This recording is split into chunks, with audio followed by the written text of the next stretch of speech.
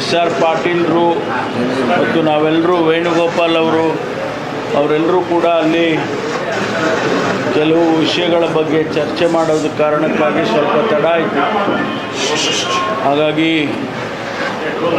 ತಾವೆಲ್ಲ ಕ್ಷಮಿಸಿದ್ದೀನಿ ಅಂತ ಭಾವಿಸ್ಕೊಳ್ತೇನೆ. ಇವತ್ತು ತಮಗೆಲ್ಲ ಗೊತ್ತಿರೋ ಹಾಗೆ ಈ ಚುನಾವಣೆ ಯಾಕೆ ಬಂತು ಅನ್ನೋದನ್ನು ಮತ್ತೆ ನಾನು ಪುನರುಚ್ಚಾರ ಮಾಡೋದಕ್ಕೆ ಹೋಗೋದಿಲ್ಲ. ಈ ಚುನಾವಣೆ ಎರಡೂ ಕ್ಷೇತ್ರದಲ್ಲಿ ಬಂದಿರುವಂಥದ್ದು ಆಕಸ್ಮಿಕವಾಗಿ ಬಂದಿದೆ. ಆದರೆ ಸಂಘರ್ಷ, ಐಡಿಯಾಲಜಿಕಲ್ ಸಂಘರ್ಷ ಭಾರತೀಯ ಜನತಾ ಪಾರ್ಟಿಗೂ ಮತ್ತು ಅವರ ಜೊತೆಯಲ್ಲಿರ್ತಕ್ಕಂಥ ಜನತಾ ದಳಕ್ಕೂ ಕಾಂಗ್ರೆಸ್ಸಿಗೂ ಇರ್ತಕ್ಕಂಥ ನಮ್ಮ ಐಡಿಯಾಲಜಿಕಲ್ ಡಿಫರೆನ್ಸ್ ಏನಿದೆ ಅದರ ಸಂಘರ್ಷ ಇವತ್ತು ಮತ್ತೊಂದು ಬಾರಿ ಈ ಚುನಾವಣೆ ಮರುಚುನಾವಣೆಯಲ್ಲಿ ಬಂದಿದೆ ಅಂತೇಳಿ ನಾನು ವಿಶ್ಲೇಷಣೆಯನ್ನು ಮಾಡೋದಕ್ಕೆ ಬಯಸ್ತೇನೆ. ಕಾಂಗ್ರೆಸ್ ಪಕ್ಷ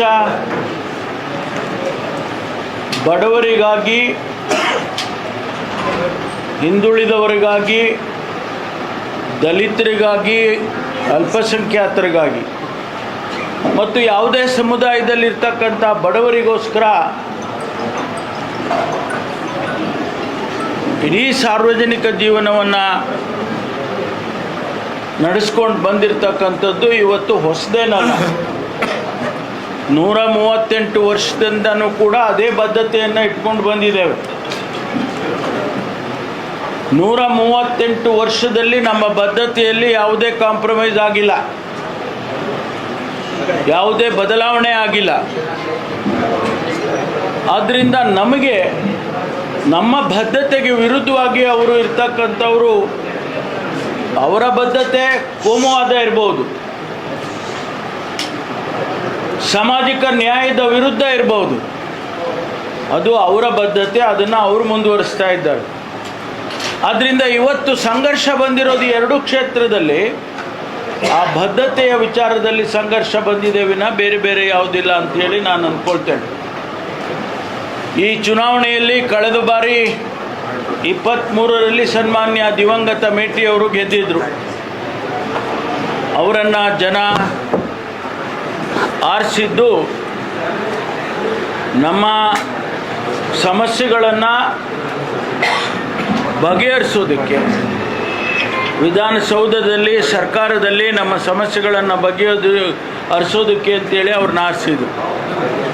ಬಹುಶಃ ಇವತ್ತು ಅದೇ ಉದ್ದೇಶ ಇವತ್ತು ಉಮೇಶ್ ಮೇಟಿ ಅವರಿಗೂ ಆರಿಸೋ ಸೂಚನೆಗಳು ಎಲ್ಲ ಕಾಣ್ತಾ ಇದ್ದಾವೆ. ನಮಗೆ ಮಾಹಿತಿಗಳಿರುವ ಪ್ರಕಾರ ಈ ಕ್ಷೇತ್ರದಲ್ಲಿ ಉಮೇಶ್ ಮೇಟಿಯವರು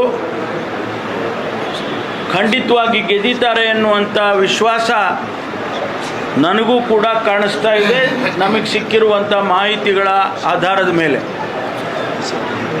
ಎಲ್ಲ ಸಮುದಾಯಗಳು, ಅದು ಹಿಂದುಳಿದವರು ಇರ್ಬೋದು, ಅಲ್ಪಸಂಖ್ಯಾತರು ಇರ್ಬೋದು, ದಲಿತರಿರ್ಬೋದು, ಅಥವಾ ಬೇರೆ ಬೇರೆ ಸಮುದಾಯಗಳಲ್ಲಿ ಬಡವರು ಇರ್ಬೋದು, ಇವರೆಲ್ಲರೂ ಕೂಡ ಅವರಿಗೆ ಸಹಕರಿಸ್ತಾರೆ ಅಂತೇಳಿ ನನಗೆ ಕಾಣಿಸ್ತಾ ಇದೆ.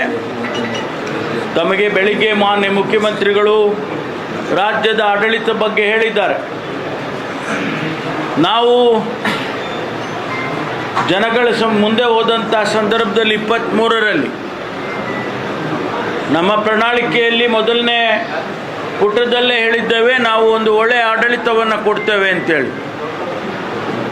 ಒಳ್ಳೆಯ ಆಡಳಿತ ಅಂದ ಕ್ಷಣಕ್ಕೆ ಬೇರೆ ಬೇರೆ ವ್ಯಾಖ್ಯಾನ ಅಲ್ಲ, ಸಮರ್ಪಕವಾಗಿ ತನ್ನ ಹಣಕಾಸನ್ನು, ಖರ್ಚು ವೆಚ್ಚಗಳನ್ನು ಸರಿದೂಗಿಸ್ಕೊಂಡು ಜನಸಮುದಾಯಕ್ಕೆ ಸಾಮಾಜಿಕವಾಗಿ ಅನುಕೂಲ ಆಗಬೇಕು, ಅದರ ಜೊತೆಯಾಗಿ ರಾಜ್ಯದ ಅಭಿವೃದ್ಧಿ ಆಗಬೇಕು.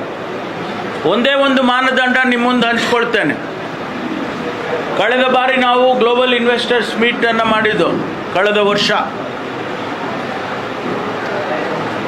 ಸುಮಾರು 10 ಲಕ್ಷಕ್ಕೂ ಹೆಚ್ಚು ಕೋಟಿ, 10.35 ಎಕ್ಸಾಕ್ಟ್ಲಿ ನಂಬರ್ಸ್ ಇರ್ಬೋದು, 10.35 ಲಕ್ಷ ಕೋಟಿ ಬಂಡವಾಳ ಹೂಡಿಕೆಯನ್ನು ಇಡೀ ಪ್ರಪಂಚದ 200ಕ್ಕೂ ಹೆಚ್ಚು ಕಂಪನಿಗಳು ಸೈನ್ ಮಾಡಿದರು.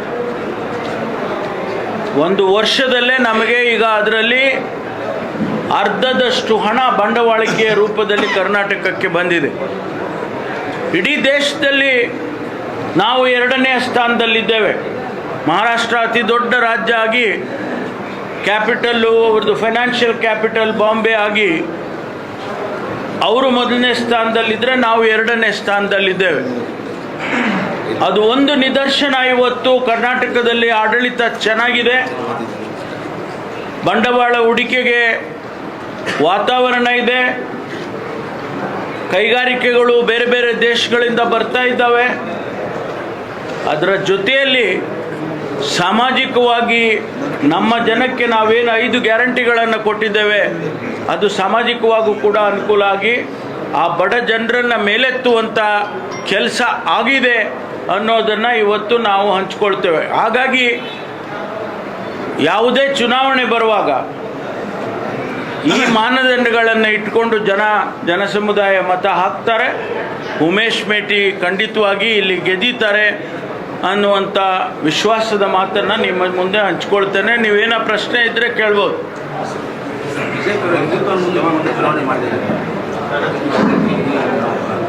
ನಾನು ಹೇಳಿದ್ನಲ್ಲ, ಬದ್ಧತೆ ಅವ್ರದ್ದು ಜಾತ್ಯತೀತದ ಬದ್ಧತೆ, ಹಿಂದುತ್ವದ ಬದ್ಧತೆ, ಕೋಮುವಾದದ ಬದ್ಧತೆ. ಆದರೆ ನಮಗೆ ನಾವು ಇಟ್ಕೊಂಡಿರ್ತಕ್ಕಂಥದ್ದು ಸೆಕ್ಯುಲರಿಸಮ್ನ ಬದ್ಧತೆ. ನಮ್ಮದು ಎಲ್ಲರನ್ನೂ ವಿಶ್ವಾಸಕ್ಕೆ ಈ ದೇಶದಲ್ಲಿ ಬಾಬಾ ಸಾಹೇಬ್ ಅಂಬೇಡ್ಕರ್ ಅವರು ಏನು ಸಂವಿಧಾನದಲ್ಲಿ ಕೊಟ್ಟಿದ್ದಾರೆ, ಎಲ್ಲ ಸಮುದಾಯಗಳು, ಎಲ್ಲ ಮತಗಳು ಇಲ್ಲಿ ಒಂದಾಗಿ ಇರಬೇಕು ಅಂತ ಅವಕಾಶ ಮಾಡಿಕೊಟ್ಟಿದ್ದಾರೆ. ಅದನ್ನು ನಾವು ಇಟ್ಕೊಂಡು ಹೋಗ್ತೇವೆ. ಸಂವಿಧಾನಕ್ಕೆ ಬದ್ಧವಾಗಿದ್ದೇವೆ. ಅನೇಕ ವಿಷಯಗಳಲ್ಲಿ ಅವರು ಸಂವಿಧಾನದ ವಿರುದ್ಧವಾಗಿದ್ದಾರೆ. ಹಾಗಾಗಿ ನಮಗೊಬ್ರಿಗೂ ಅಷ್ಟೇ ವ್ಯತ್ಯಾಸ ಆಗ್ತಕ್ಕಂಥದ್ದು ಅಂತೇಳಿ ಅವರೇನು ಜನಸಮುದಾಯಕ್ಕೆ ಹೋಗ್ತಾರೆ, ಅವರ ದೃಷ್ಟಿಯಲ್ಲಿ ಅವ್ರು ಹೋಗ್ತಾರೆ. ಸ್ವಲ್ಪ ಇರಪ್ಪ